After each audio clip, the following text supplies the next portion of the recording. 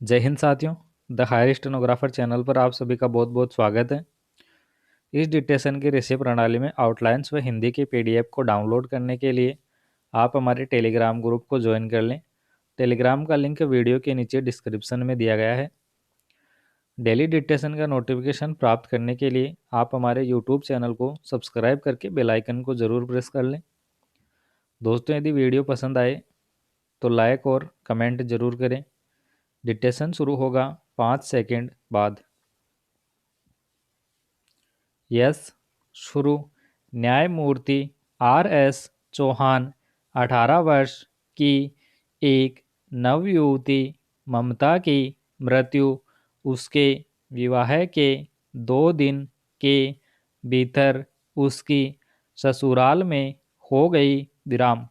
उसके पति ने, जो कि हमारे समक्ष आवेदक हैं, अपर सेशन न्यायाधीश नीमका थाना कैंप माधोपुर द्वारा तारीख 6 जून 2005 को पारित उस आदेश को चुनौती दी है, जिसके द्वारा उस पर भारतीय दंड संहिता की धारा 302 और 304 ख के अधीन अपराधों के लिए आनुकल्पिक आरोप लगाया गया है।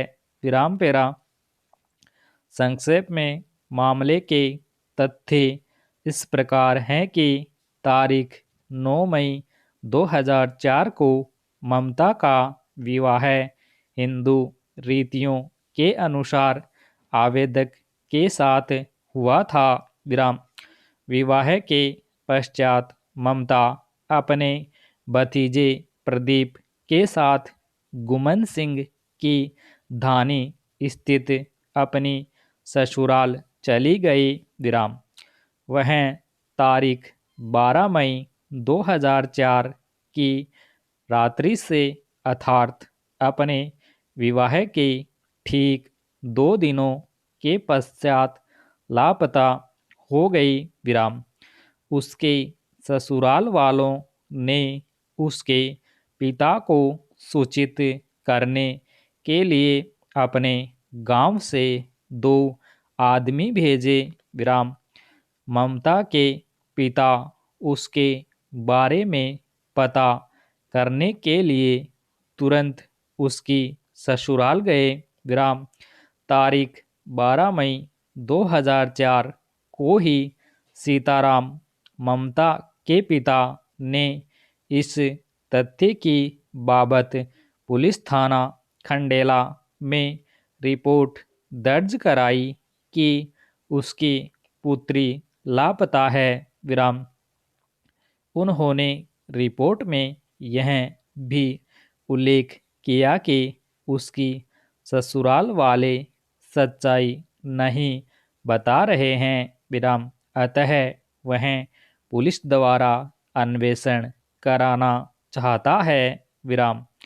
तारीख 14 मई 2004 को पुलिस ने उसे वापस गुमन सिंह की धानी जाने के लिए कहा, क्योंकि ससुराल के मकान के बाहर कुएं में किसी शव के मिलने के बारे में पता चला था। विराम। जब वह वहां पहुंचा तब शव को बाहर निकाला गया। विराम। यह शव ममता का था। विराम। अतः 14 मई 2004 को सीताराम ने अपनी पुत्री की मृत्यु के बारे में दूसरी रिपोर्ट दर्ज कराई। विराम। उसने रिपोर्ट में यह भी कथन किया कि उसे तारीख 12 मई 2004 को ममता की ससुराल से उसके लापता होने की सूचना मिली थी। विराम। उसने यह भी कथन किया कि जब वह ममता की ससुराल पहुंचा तब उसने अपनी पुत्री के ससुर प्रभुदयाल और पति वर्तमान आवेदक से ममता के बारे में पूछा, जिन्होंने उसे यह बताया कि उन्हें उसके बारे में कुछ पता नहीं है विराम। यदि उसने मोटरसाइकिल और कुछ अधिक दहेज दिया होता तब वे उसकी पुत्री के कल्याण की परवाह करते विराम। इस रिपोर्ट के आधार पर पुलिस ने औपचारिक प्रथम इतिला रिपोर्ट संख्या 64/2004 भारतीय दंड संहिता की धारा 304 ख और 498 क के अधीन रजिस्ट्रीकृत की विराम।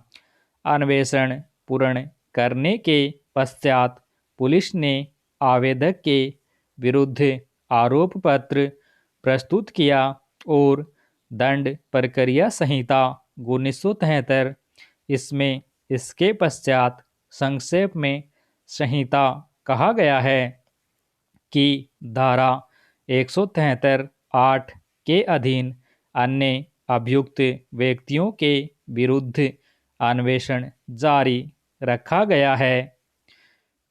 शिकायतकर्ता और अभियुक्त के काउंसिलों को सुनने के पश्चात विद्वान अपर सेशन न्यायाधीश ने तारीख 6 जून 2005 को भारतीय दंड संहिता की धारा 302 और 304 ख के अधीन आनुकल्पिक आरोप विरचित किए विराम।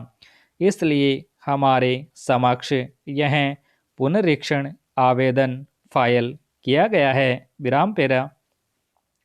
आवेदक के काउंसिल श्री S.R. बाजवा ज्येष्ठ अधिवक्ता ने कई दलीलें प्रस्तुत की।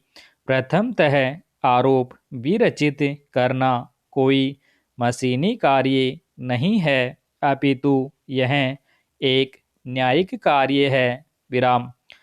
उन्होंने भारत संघ बनाम प्रफुल्ल कुमार सामल और एक अन्य वाले मामले का अवलंब लेते हुए यह दलील दी कि आरोप विरचित करते समय न्यायालय को न तो अभियोजन पक्ष के कहे अनुसार कार्य करना चाहिए और न ही उसके प्रतिनिधि के रूप में कार्य करना चाहिए विराम। स्टॉप।